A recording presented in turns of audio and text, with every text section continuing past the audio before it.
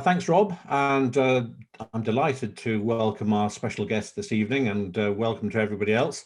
Antony Worrall Thompson is well known to most of you, I think, but we are expecting one or two guests from abroad, from America, and one or two other places tonight. So for their benefit, here's a quick recap of Antony's CV.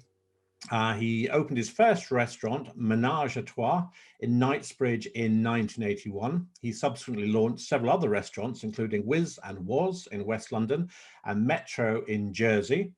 Later restaurants included Notting Grill in West London, Barnes Grill and Q Grill in southwest London, plus two pubs near Henley. Now, Antony made his first television appearance on BBC Two's Food and Drink in the late 80s before appearing on Ready Steady Cook from 1994. He later presented Saturday Kitchen for the BBC before the show moved to ITV as Saturday Cooks. Now, the popularity of cookery programs in the 90s made Antony a household name, and he subsequently made appearances on a number of political and light entertainment programs, including Question Time, Blankety Blank, The Weakest Link, and most famously of all, perhaps, I'm a Celebrity, Get Me Out of Here, which if we have time later on, we will talk about. Now, from a forest perspective, Antony has been associated with us for 20 years. Before the smoking ban, he hosted several forest events at the Groucho Club in Soho, where he's a member. In 2009, he helped launch the Save Our Pubs and Clubs Amend the Smoking Ban campaign. And 2 years ago, he was a special guest at a dinner to mark our 40th anniversary. But most important, perhaps, Antony has conducted numerous TV and radio interviews defending smokers and smokers' rights at a time when I have to say very few other celebrities have had the courage to stick their heads above the parapet on this particular issue. So we've always been very, very grateful for Antony's support. I'm going to start this discussion in 2001 or thereabouts, and we'll start by talking about smoking, although this discussion tonight is going to go way beyond just smoking. Now, the first time we met you, Antony, was at your Notting Grill restaurant in West London. Now, although restaurants were beginning to introduce no smoking policies on a voluntary basis, you had quite an ingenious solution to the issue.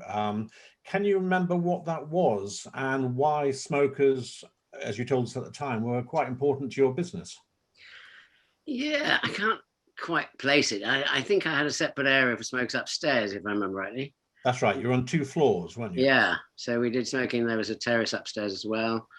I think we sold cigars in those days. I just felt it should be about freedom of choice, as Forrest has always stood for.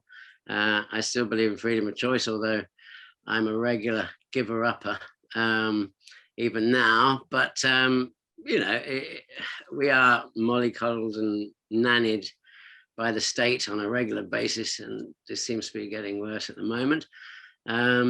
So I was very much about people having the right. Having said that, I do understand why smoking was banned in restaurants, as quite often I'm a non-smoker, and if someone was to smoke up next to me, I'm not sure I'd be very happy. But I do believe pubs, which used to be centres of adult entertainment and now turned into children's playgrounds, I believe they were areas where you could have had a separate area, or even pubs that were licensed for smokers only, and then it was your choice whether you walked through the doors or not.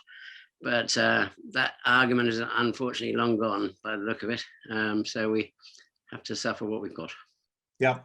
Yes, I remember visiting Notting Grill, and you had the smoking section upstairs and the non-smoking section downstairs. And obviously you were lucky to have 2 floors, but it seemed to work perfectly. And I remember you saying it wasn't an issue for staff. But I do also remember you saying that the smokers were important to the business because they tended to stay longer, and therefore they would drink more wine, which is where you made quite a lot of your money on. Yeah, well, I still got the feeling that smokers have a happier life. It might be a shorter one, but I think they enjoy themselves more than do sort of stick in the mud if you want. Me being one of them now, but I think they definitely drank more.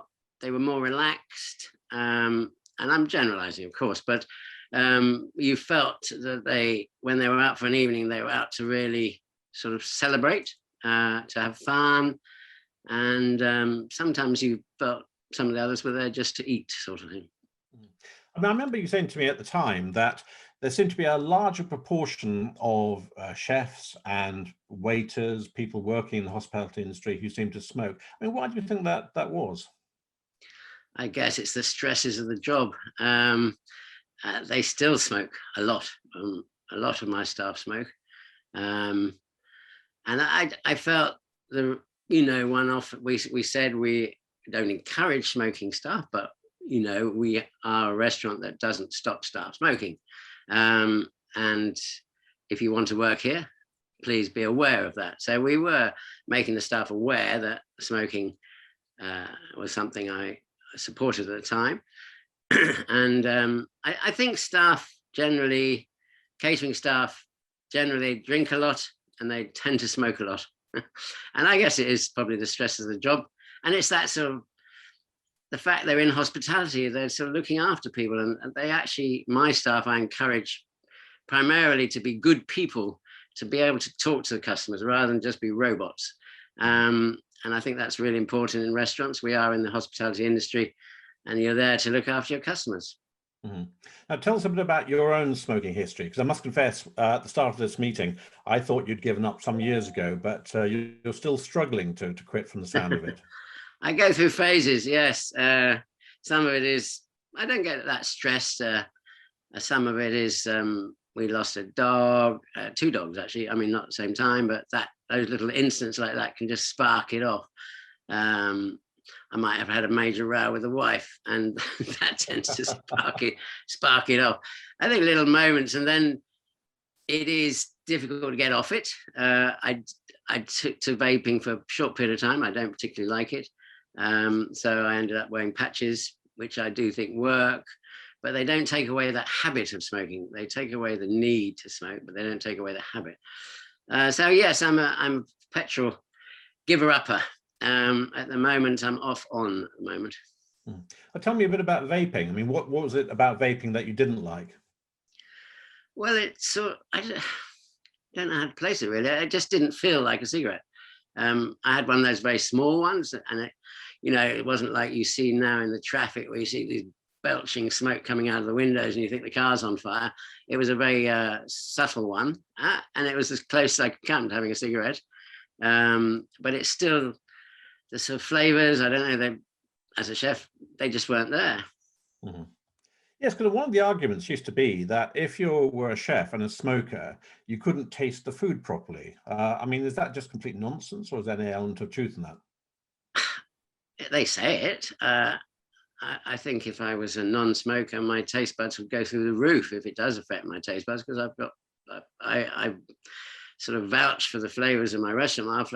Our restaurants, and the Greyhound and Grill Off the Green, are very much about big flavors and not poncy food. It's really sort of strong seasonal food. And I believe I put loads of flavor into the food. I've rarely been accused of oversalting. That would be something that smokers possibly would do. So I don't agree with that particularly. That's in my experience. I can't vouch for everyone. Mm-hmm. I mean, last year, again, you were very helpful to us because the local government association wanted to ban smoking in the new al fresco eating and drinking areas that the government wanted to bring in to help the hospitality industry recover from the first lockdown. And we managed to sort of fight off that attempt to ban smoking in those new areas. I'm sure they'll come back and try and ban it again. But what are your thoughts generally on government intervention and how you run your business? I mean, has it just gone too far? I think it probably has. Everything's about red tape. It's not about keeping the kitchen clean anymore. It's about the paperwork. It used to be the environmental health officer would come in and say, you've got a really clean kitchen, boom, there's your 5 stars or whatever. But now, if you've forgotten to do paperwork or you haven't done it completely as they want it, you lose stars, and it may have nothing to do with the cleanliness of the restaurant. As for interference, I think most people take into account their neighbours and people around them. And if they have families around them or people that obviously don't like smoking, we have a decking area where there's no smoking, and we have an open garden area where there is smoking. And I think it works very well. I mean, not everyone's got those facilities. I appreciate that. But, you know, we are the pariahs of the world, and, you know, smoking huts, if you want to call them that, have to have 3 open sides. So in the middle of winter, you'd freeze your butt off. But actually, talking to this gentleman from Ireland earlier, you know, if you go into Dublin or pubs in the countryside, all the crack, as they say, is outside with the smokers. They're all having a great laugh and a great bit of fun. And often that's what happens now, you know. And I think when you think of the people who suffered from no smoking, the dry cleaners, the agencies, I know, you know, the dating agencies, because everyone's chatting everyone else up outside the pub. So it's been quite useful for that. No, you're right about Ireland, and maybe John can talk about that a bit later on. But there was actually an article in one of the Irish papers in just the last couple of days saying that Ireland actually has the best sort of smoking areas and the best beer gardens in the world, partly because of the smoking ban, because it's forced a lot of restaurateurs and particularly publicans to actually create very attractive outdoor areas. And although there are some pubs that have done that in this country, nothing like to the same extent as in Ireland. But of course, in Ireland also, they tend to turn a bit of a blind eye to smoking rooms that are outside but are largely enclosed, and therefore they're a lot drier, you're protected from the wind and rain, and the authorities by and large turn a blind eye to that, whereas in this country, you know, the authorities clamp down on that type of thing. I mean, they're quite petty, really. But moving on from smoking to another issue that I mean, you mentioned earlier about having debates with Piers Morgan. I mean, you've made quite a few comments about veganism. And you've said that's gone too far and it's a fashionable bandwagon. And you had quite a debate with Heather Mills, Paul McCartney's former wife. She argued that we can still eat well, but without meat. Whereas you said that meat substitutes were not worth it, and you prefer real meat over meat substitutes. And I think that was a couple of years ago. I mean, where do you stand on veganism and meat substitutes? And Well, actually, more important, where do you stand on Greg's vegan sausage roll? I remember we got one in with Piers, ate it, and I had a bit, and it wasn't my cup of tea. I mean, the thing about vegans is I wouldn't eat a whole one for breakfast, as they say. You know, it's your choice. It's a vegan's choice. I mean, if you want to be a vegan, absolutely nothing against it. If you want to be a vegetarian, nothing against it at all. But to the meat eaters who are apparently destroying the planet, I would say buy better meat and eat less of it. So we are going more plant-based, there's no doubt about it. But I think there is some wonderful food, don't get me wrong, you can do for vegans. It's hard without cheese, without eggs, without butter, I think. So I would tend to have a few vegetarian meals in a week, maybe a couple. I only probably eat meat once a week now.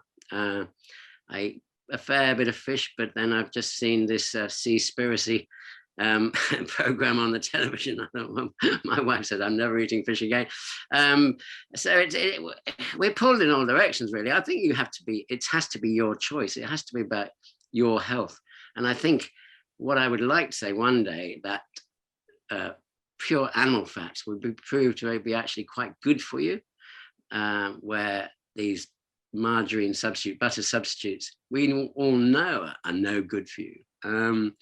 And I would say stay as natural as you can. You know, to my mind, I used to breed pigs, and pigs were omnivores. They're like us, they eat anything. And now they've changed them into vegetarians. Look what they did to cows with BSE. They turned vegetarians into meat eaters. They were feeding ground up beef or whatever to a cow. So sometimes you think, who's in DEFRA doesn't really understand about how they keep animals. But there you go. We have to live with it, I suppose. But it is another area where they interfere when they don't really know an awful lot what they're doing. I mean, have you noticed that your customers over the last decade or so, I mean, are their tastes changing? Do they want less red meat? Well, I think the people who like red meat come to us because we have very big steaks and lots of every single cut on the world you can think of. But there has been a growth in vegetarians and a certain element, still a very small amount of vegans. But we will provide them with a very good meal. Ideally, if they tell us when they book that they're vegans, then we'll actually create something for them. But if you're suddenly confronted with a vegan in the middle of a meat restaurant, you think you've got to knock something together, and it makes it harder. But vegetarians, we always have a good selection of vegetarian starters and a couple of main courses. Mm-hmm. I remember you were very passionate about organic foods, and I just wondered if that is still the case, because I seem to remember you telling me that one of the problems with providing organic food for your customers was the supply chain, which tended to be very erratic, or there simply wasn't enough food available. I think there's still quite a large community who like organic food, and me being one of them. But I think the problem we've got is that so much organic food is imported. And if you're actually looking about saving the planet, you've got to look at the carbon footprint and all that sort of thing. We don't produce nearly enough organic food in this country. There are some very good people out there doing it. But, you know, when I started a restaurant called Bistro Organic, which was all organic food. And you ask for courgettes and they'd say, oh, we'd send you in a cucumber. We haven't got courgettes. So they were very disorganized when I maybe was ahead of the game. But I think they're much better than they used to be, the suppliers of organic food. But it is still incredibly expensive. And if I was to tell people what organic I would suggest they stick to is chicken and milk. If I was to say, if you had to choose a couple of ingredients you want to go organic, it would be milk and chicken for me. Okay. Can we talk a bit about the Greyhound? Because it's a long time since I've been there, but I remember visiting the Greyhound a couple of times, and it is a fantastic pub. And it's got not just the pub itself, but obviously the restaurant and the grounds. It's got lovely gardens. 2 minutes. Give it a bit of a plug, Anthony. Tell people a bit about the Greyhound, why they should visit, but also tell us a bit about how you've managed to get through the last 12 months, because obviously it's been a terrible time for the hospitality industry. It has. It's been hard. I tend to say, just man up and get on with it. That's been my attitude. So we've created a takeaway and a shepherd's hut, which has been very successful. I think we'll keep it going even after the pub reopens next week. The Greyhound is a lovely old pub, 17th century building with an extension barn that was built at the start of the last century, which actually looks older than the original building. It's very quirky. Lots of things out of my attics are hanging from the beams, lots of artwork, very comfortable. Wacky, I'd call it. A bit wacky, a bit like me. People love to come and see. There's 2 big, massive teddy bears hanging from the beams. And when I say massive, they're bigger than me. And that's saying something. It's good food, but honest food. Try to be seasonal. Don't always get it right. Gutsy, very good wine list. We go all the way to first grade clarets down to your normal drinking wine. Good range of gins, good range of whiskies, very good cocktails.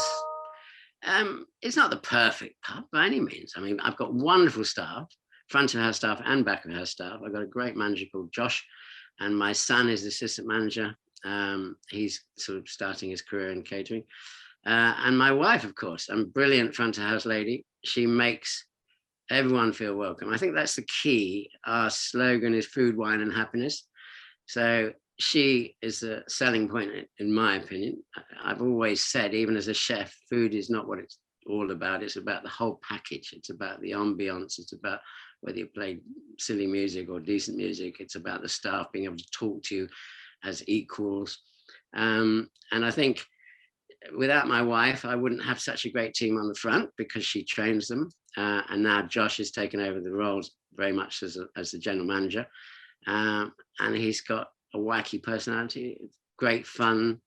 And I think that's what it's about. It's all encompassing, really. Something for everyone. We don't deny children as long as they behave themselves. We have a sign out saying dogs and well-behaved children welcome.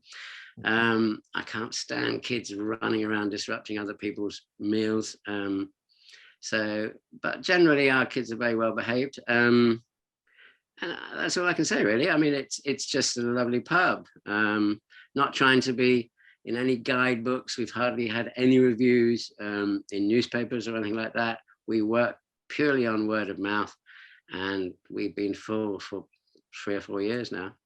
Okay. Now, when the pubs reopened on the 4th of July last year after lockdown 1, it was a Saturday, which you were quoted as saying it caused absolute havoc because it was a Saturday. And according to you, the government didn't understand the hospitality industry. Now, as we approach the partial lifting of restrictions on Monday, has your confidence in the government got better or worse during the pandemic? In particular, do you think that the government understands the hospitality industry any better now, or are they just as ignorant as they were last year? I think they're a little bit better. They're reopening on a Monday. We're reopening on the 14th on the Wednesday. But last time they opened on a Saturday, and everyone rushes out, and the chefs aren't ready. The place is in chaos. It was a ridiculous time to open on a Saturday. They do not understand catering. They don't understand when they close you down that you've got lots of fresh produce there that you can only give to so many owners or so many members of staff or whatever. They don't understand that starting up a restaurant again after several months of closure is a very expensive thing to do. So there's no real phasing in.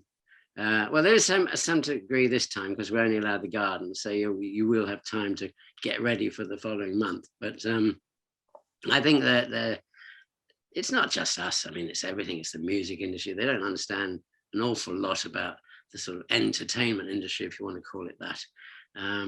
But I think they have done it better this time. They seem to be getting stronger. I think the vaccine has obviously been very successful, even with AstraZeneca. I think they made a huge amount of mistakes, but I don't know what country didn't, apart from New Zealand and maybe Canada. So it was a learning curve for everybody, and I think they were very slow to learn, but they've got it right at the moment compared to an awful lot of countries. Okay. Now I want to talk briefly, I'm watching the time here, but I want to talk briefly about celebrity chefs. Do you agree with James Martin that there are, quote, too many celebrity chefs? You can always retire. I don't know. I think, my days of being a TV chef is had it. And then I did 20 odd years there, and I was very happy doing it. And if they ever dig up the oldies and bring them back, I'll be there. But you've got to allow the youngsters come through. You sometimes grimace at what they're doing, and you think, my God, do they really know how to cook? But it's more about entertainment now than actually cooking. I mean, I think Saturday Kitchen is a good program for showing the skills of a good chef. And there are other programs out there as well, of course. But from the Delia days, when it was very much about the schoolmarm being a lesson in cookery, along came old Floyd, and he's the one that spawned us TV chefs because he turned it into entertainment. And that's what we did with Ready Steady Cook. And Food and Drink was actually more in the days of Oz Clarke and Julie Gould, and it was much more a lesson and an education. But even that turned into entertainment later down the line. Yeah, well, I'm glad you mentioned Delia Smith, and because you've had a few spats with other celebrity chefs, Delia Smith, Gordon Ramsay being the principal ones. But who, in your opinion, are the greatest TV chefs, past and present? I think Keith Floyd was one of them. He couldn't cook to save his life, but he had an amazing way with bringing the public into his life. And I think in many respects, he had the same director that Rick Stein had. And Rick Stein is also a brilliant TV chef. I think the Madder Jaffrys of this world, very good, very educational when she was around. Who else is there? Gordon's Gordon, I mean, I don't agree with what he says. I don't agree. I think he gives our industry a little bit of a bad name, especially when you're trying to encourage youngsters to get into the industry. But he's very entertaining, and he's a huge success in the States. Not so much over here, but Ainsley was always great fun. And And then you've got the good old stalwarts like Brian Turner, who's I think he's still about there with his walking stick somewhere and his walking frame probably, but he's a great mate of mine. Those, I think Rick Stein is still, of all of them, my favorite in the way he's so calm and he's educational and entertaining at the same time. Okay. Which leads us on to somebody you haven't mentioned, Jamie Oliver. Now, what about Jamie Oliver? Because you once said that Jamie Oliver should, quote, chill out a bit more. Don't try to take over the world. Hitler tried to do that, and look what happened there. I don't know if that was tongue in cheek. Slightly, I would imagine. Well, the thing is, Oliver's campaigns, basically. His campaign with the getting rid of some of the school food. I mean, the thing is, as much as you want to, you can't change everything overnight. And it's taken a generation to teach kids how to eat badly. And it's going to take a generation to teach kids how to eat well. And I believe that when we were at school, we were given a set meal. Okay, I went to private school, but we were given a set meal and you ate it. And you didn't question it and you didn't say, oh, I don't like liver or whatever. You just ate it. Now, of course, you have to cater for vegetarians and vegans and different religions. You didn't have to do any of that in those days, but didn't matter what religion you were when I was at school. And there were lots of different religions there, but we all got the same food.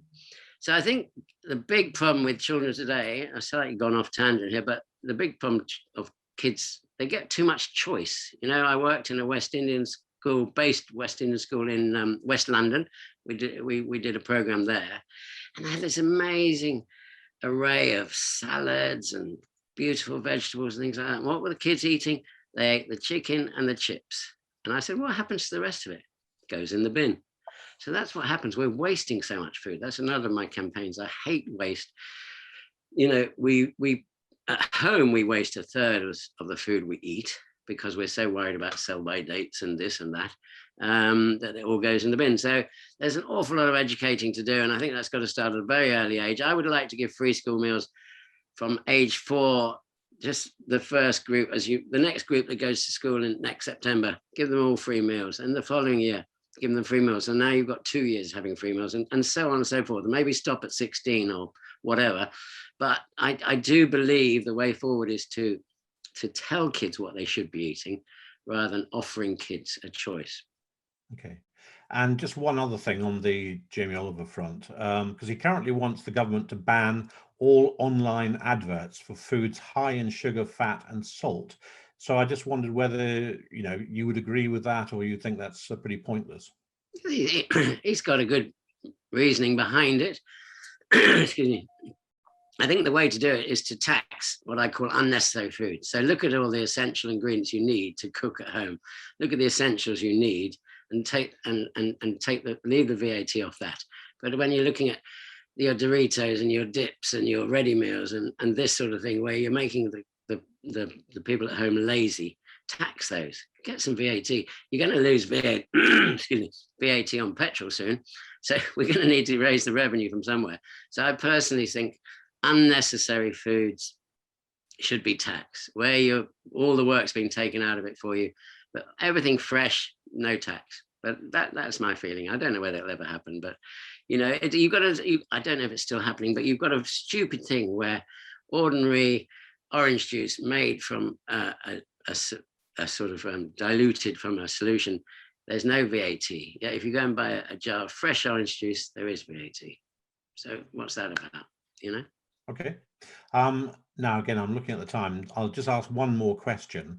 I see that you're going to be 70 on the 1st of May. Mm. So what do you consider to be your greatest achievement or the thing you're most proud of? And do you still have any unfulfilled ambitions? What I'm most proud of, that's a really hard one. Winning the Meilleur Ouvrier de Grande Bretagne, which was the sort of chef's Oscar. I was the first of 3 to win it way back in, I don't know, what was it, 1987 or something like that. And that was amazing when you got Paul Bocuse and the Toigreau brothers and chefs like that coming over to judge you. And when you actually achieve it, because everyone thought I was a cowboy, I have to give you a little story about the Guardian. I think it was Drew Smith in the Guardian gave an article on the finals on a Saturday. And we'd done something like 4 different sort of rounds. The finals on a Saturday, there were 9 of us left.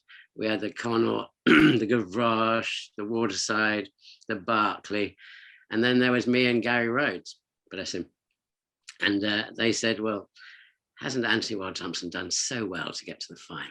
But he hasn't got a chance against the Waterside, the Gavroche.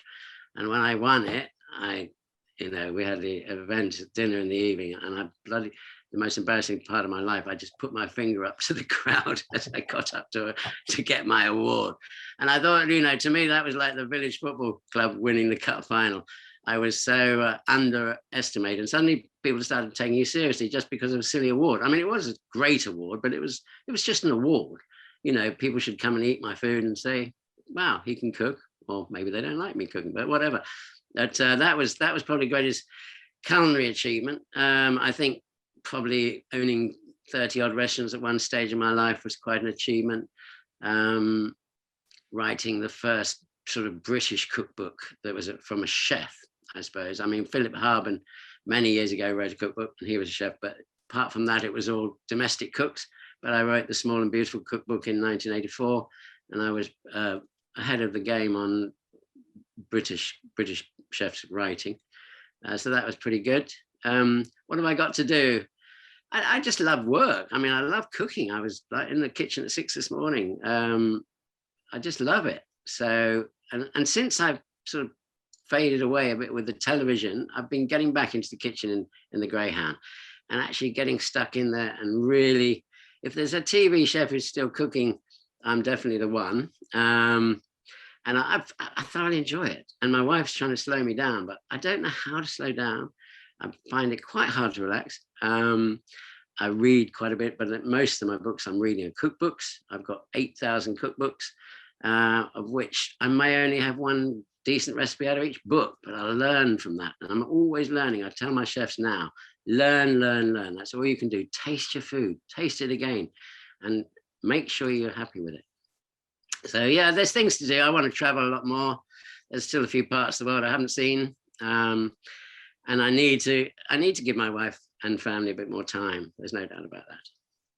Okay. Well, one of your culinary achievements you didn't mention actually was you once concocted a sweet pie for children that was described as one of the least healthy puddings ever dreamed up. Do you remember that?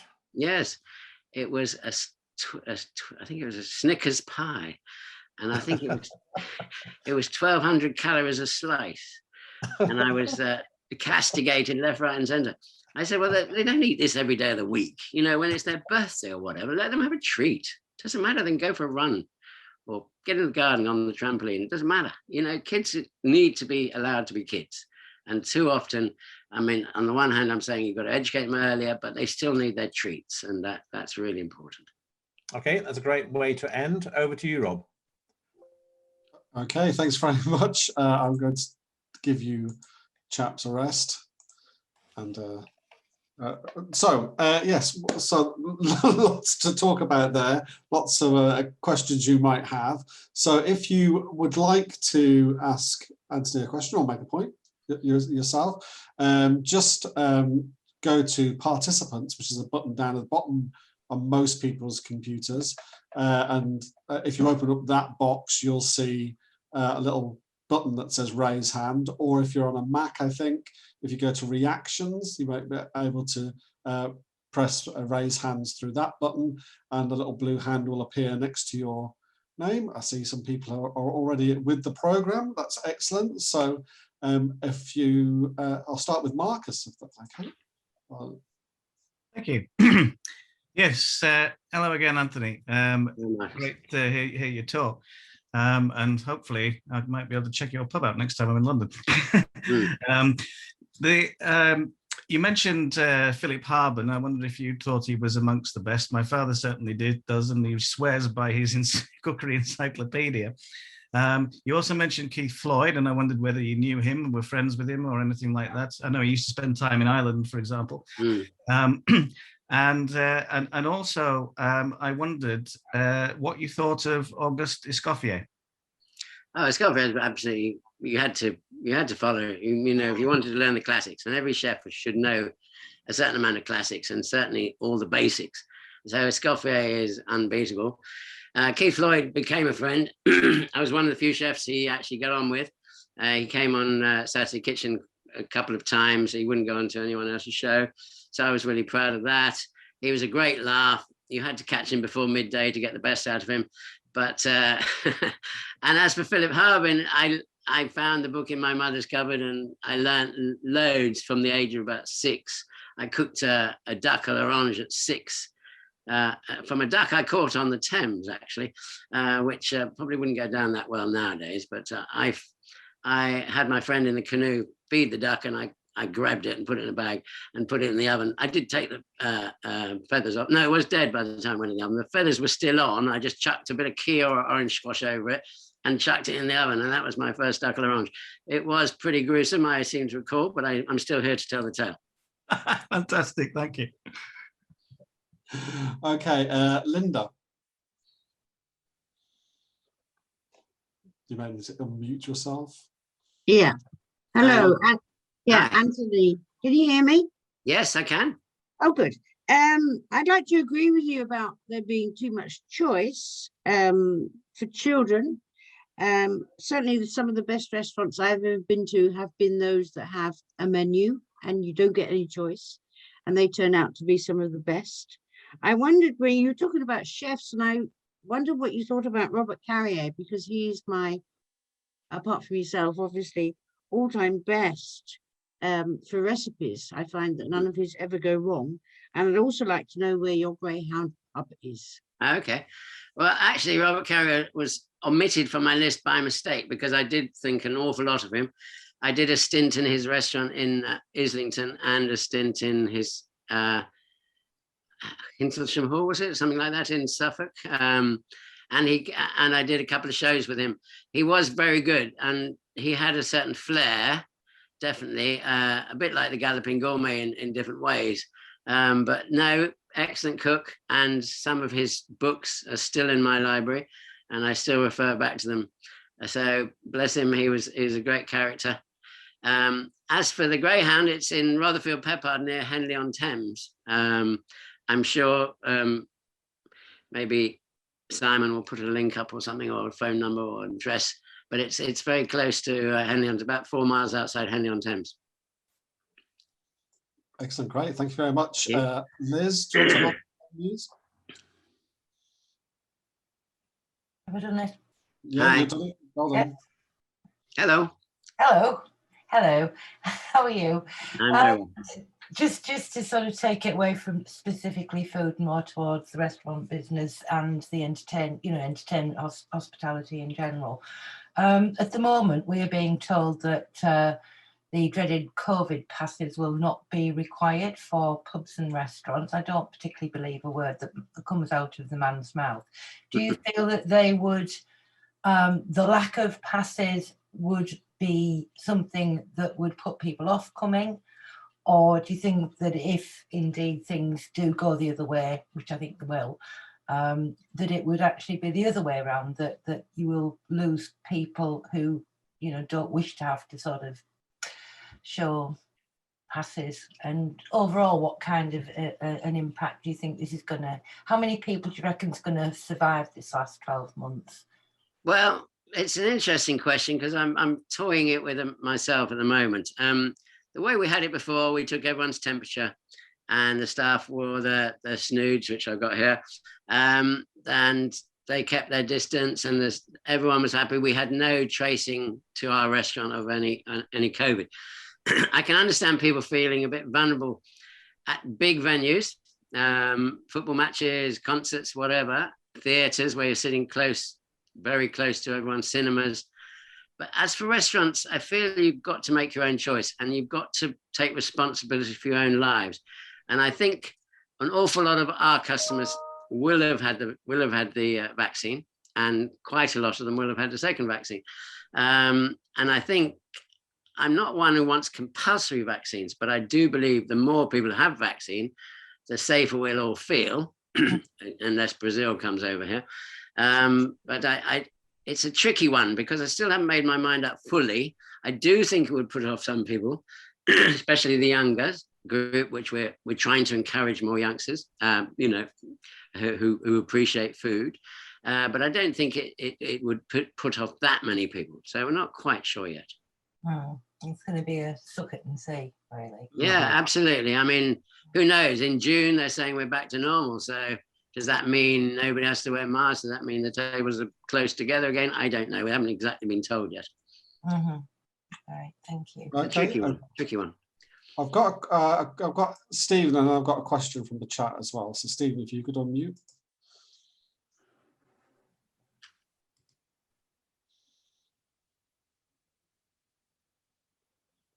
I'm unmuted. Yeah, you're there. I'm with you. Anthony. Hi. Incidentally, Canada is having one of the lowest vaccination rates in the world because they didn't buy enough vaccine, and a lot of Canadians are coming into the United States, so they do not have an unblemished record. Right. And also, I'm a little concerned about your idea of taxing foods to discourage people from eating them. I mean, we who pay these extraordinarily high tobacco taxes, many of us, me, but others, find it a reprehensible way to raise revenue. I mean, isn't the tax situation supposed to pay the government's bills, not moderate people's behavior? Absolutely, I agree with that, but I do think we are taking away from teaching children how to cook because this is a generalization, because an awful lot of parents will say, oh, let's just go and get a takeaway, or let's go and get a ready meal. And I do think anything we can encourage them to cook more makes sense. We've also got to look at the fact that revenues from certain streams, tobacco, petrol and diesel, are going to drop down enormously. They have to get their revenue from somewhere. I can imagine, you know, I just bought an electric car, and obviously there's no tax on that, and you know, it's a low cost compared to petrol and diesel. So when everyone in 2030 is not allowed to buy petrol and diesel cars in this country, where are they going to get their revenue from? They've got to get it from somewhere. So for me, you know, if you can't be bothered to make a pot of guacamole or hummus yourself, so pay a little bit more for it. You know, I don't think pricing is such an issue. Supermarkets drive the prices right down, and they're killing a lot of our farmers. But the public, you know, just after the war, we spent about 30% of our disposable income on food. And now we spend about 8% of our disposable income on food, because sort of everything's changed. Everyone wants their mobile phone. Everyone wants the cars and the whatever. They want to eat out more, which is great for me. But we don't spend what we should on food that belongs in the home. Mm-hmm. I've got a question from Eamon Butler in the chat. He's not in a position to pop up on screen himself, but right. He was wondering what you thought, Anthony, of takeaway food, because he's been trying it because of lockdown, etc., and finding some of it's pleasantly, surprisingly good. So, and obviously you've been in a position where you're doing a takeaway service. So yeah. Does that change your attitudes towards it, or what? I think takeaway food can be brilliant. I used to judge street food awards for a few years, and there are some amazing people out there doing some wonderful things. And I think there is no excuse for poor quality takeaway food. I mean, listen, dare I say it, your white van man, he wants to grab something on the side of the road, fine. But there are so many better places where you can go, and they're not cheap. Don't get me wrong. But if you really looking for takeaway and you want to take something home, there are some great facilities out there, great trucks around that are serving some amazing food. So I think the more advanced the truckers can become, the takeaway truckers, if you want, the better quality food, they'll put pressure on some of the mass chains, you know, the McDonald's, the Burger Kings of this world, to improve their product. because I've noticed over the past few years, people are not prepared to put up with sloppiness anymore. They're not prepared to put up with shoddy food anymore. So a lot of the mid-price range food chains have been suffering. And I think that's because you're either getting something quick, so the McDonald's of this world are doing okay, but the mid-range is suffering a bit. And then people are actually saying, hang on a minute, I'll save up to go to a really nice restaurant. So I think that we've learned an awful lot about cooking during lockdown. We've watched a lot of television, obviously. And I think people are going to be slightly more choosy about what they want in the future. I've got another question from the chat as well, from Yeah. Lucia, who asks, what is your comfort food and does it change over time? Do you have a standby for when you really want to just, relax and just take your stresses away? As you look at me on the screen, you can see, I hope you can see I've lost a bit of weight as the wrinkles are coming. I mean, my saying was, you never saw a wrinkle on a balloon. And that's why the larger of us looked almost much younger. But I love my food and I eat too much of it. My comfort food historically was a crumpet with lots of butter. So the butter was starting to drip through the bottom. I would put a can of beans on, baked Heinz, had to be Heinz on, and reduce it down with a knob of butter, some black pepper, and a little bit of cream. I'd put that on top of the crumpet. I would then have melted cheese on top of that, and then crispy bacon on top of that. And that was my ideal comfort food. So that is not doing anything for my figure. I appreciate that. But you see, us chefs love normal food. That is gilding the lily a bit, but I love stews. I love casseroles. I love roasts. But then on the other hand, I love my sushi, and I love going to restaurants like Zuma in London where you got lots of raw fish and things like that. Okay, I'll bring Marcus back in again since Marcus is here. Thank you. Yes, hi. It was just two questions that sort of was spawned from the two questions just asked, actually. One was on the takeaways. I have noticed in lockdown that takeaways have greatly improved, and including the range of what you can get, even in a small market town like Kendal.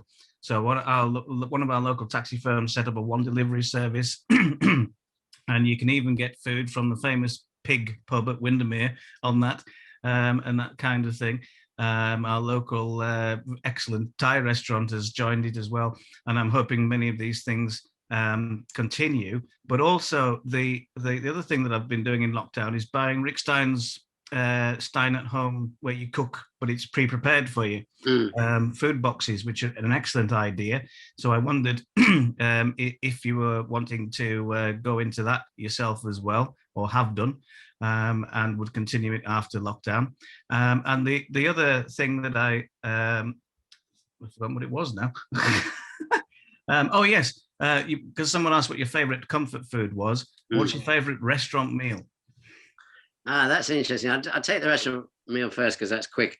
My favorite restaurant meal is undoubtedly Asian, mainly Korean now, if I was being honest. I love spicy flavors, but I also love the raw foods that you get from Japanese restaurants. So that would be my favorite food. I have a hiatus hernia now, so I can't eat anything too rich. So I go, I'm trying to eat sensibly. As for takeaways and things, I am starting a project called a Chef in Your Kitchen, where we're going to develop dishes for people to take home, some of which they will cook at home, all the ingredients we chopped up, but mainly for local. I'm not going to go national like some chefs have gone, but that'll help. I mean, simplicity from macaroni cheese all the way up to the sort of classic beef Wellington, which would need 48 hours notice. But yeah, we see there's going to be an element of people who are still scared to be out there, and if we can provide food for them at home, all the better. And to be fair, lots and lots of chefs have done amazing things in lockdown, and I think we've had to do that. And I didn't really answer Simon's question properly earlier, how we survived this year. We've had to survive by doing things like takeaways, some of which, when I can do 120 on a Saturday night in a takeaway and take £1,500 and in the restaurant I'm taking 10 grand, I think, God, this is hard work for, but one has to make it work. One has to make ends meet and see if we can keep our heads above water. So it was a struggle the last year, but I see us coming out stronger at the end. Great stuff. Tina's just adjusting herself, but if you'd like to say your piece, Tina, if you could unmute yourself. Hello, you're live on air. Oh, can't hear you. Oh no.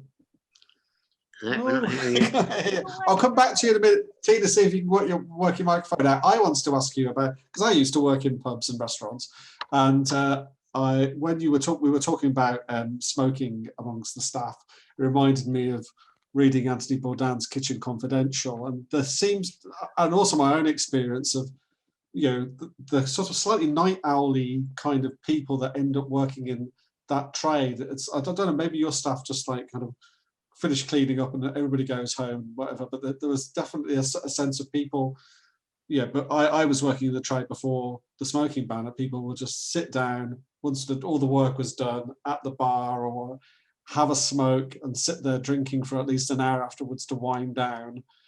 Is that the kind of, is that still the case, that people like to do that kind of thing? Obviously we're not allowed to smoke indoors anymore, but yes, people, you build up such an adrenaline rush when you're cooking or when you're serving. There's a 4-hour intensity of an evening service, and at the end all you want to do is have a beer or a glass of wine or whatever, and a cigarette if you smoke.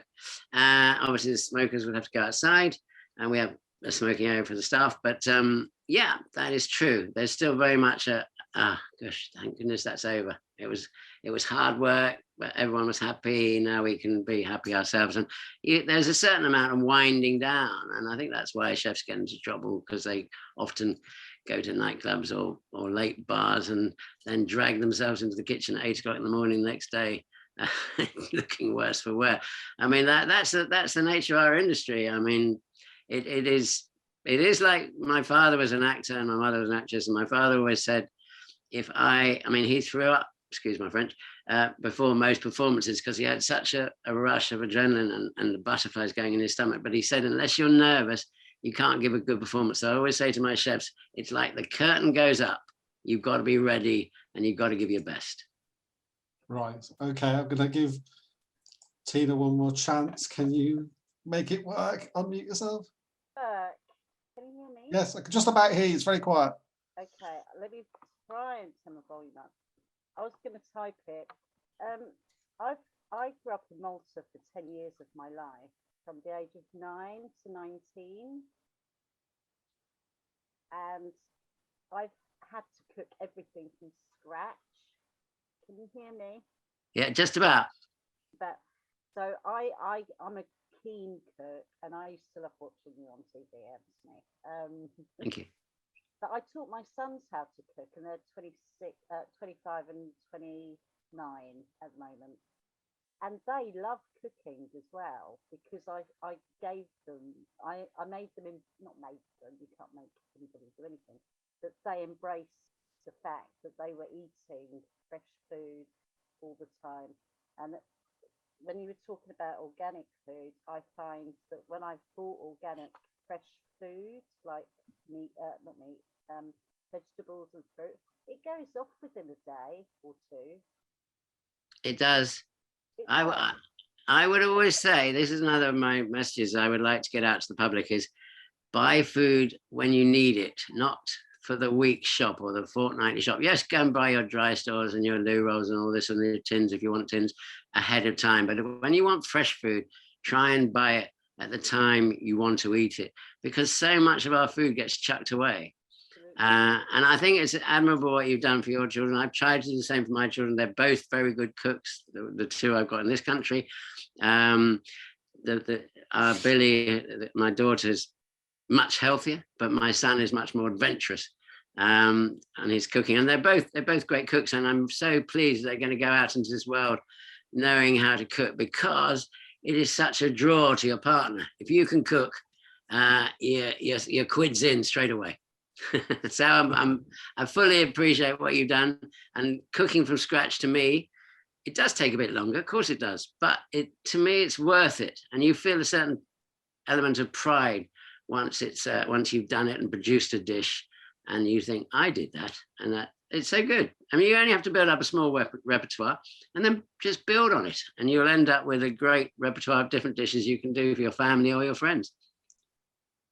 Very good. Right, I'm going to bring Liz back in for one more bite, as it were, and then hand back over to Simon. So, Liz. What's the most out of date or past its best before end thing you've ever used? Now you're asking me. Listen, I think the thing is, you've got to be, nobody gives us credit for having a brain anymore. So you'll see perfectly good green broccoli that's in the discounted section because it says so. It's the date. It's got to be sold by that date, and they sell it cheap. You know, what is the point? Okay, chicken and fish, I would avoid past sell-by dates. But meat often gets better past its sell-by date. Vegetables, if a bean is green or broccoli is green or an orange is a whole orange or a banana hasn't got too much black on it, what is wrong with that? People have got to use their own brains. And I think we are sort of brainwashed into thinking that things with sell-by dates mean they're not good to eat. That's absolute nonsense. And if it wasn't being recorded, I'd use stronger language. But it drives me mad, you know, that people pay so much attention to sell-by dates. Okay, I'll pass that on to my wife. She's quite obsessed with sell-by dates. Anyway, thank you. Over to Simon. Right, well, thank you, Rob. Thank you to everybody who's joined us this evening, and special thanks, of course, to Anthony. Before we go, I do actually have one final question, Anthony, for you. I hope this isn't in bad taste, but you've been quoted as saying, quote, I put money aside years ago for a decent wake. So I just wanted to know what your definition of a decent wake is. Well, I've had a good life. I'm 70 on the 1st of May. So that is what they used to tell us, 70 years and 10 was your lifespan. So anything after that is a bonus. So I believe if you've had a good life, people should celebrate your life. If you're a youngster and you've died early, and that is mourning. But when you've had a good life, people should have in the way the Irish do, have a good old wake, a good old drink, some nice food. And I feel I want to be celebrated. I don't want anyone in black at my funeral. I even want a hologram of myself hovering above the coffin to say, get out if you're in black. I want people to have a fun and realize I had a good life. I've been ups and downs. We've all had ups and downs, but generally I enjoy my life, and I want people to enjoy my death, as it were. Thank you very much. Well, I hope that's not going to happen anytime soon. We wish you a very happy 70th birthday when it comes around. Thank you. Good luck with the reopening of the Greyhound next week. As I said before, it's a really beautiful gastro pub in a lovely area, and I'd recommend it to absolutely anyone. So thank you all for taking part tonight, and good night. Thank you. Thank you very much. Thanks, Anthony. Thanks, Simon.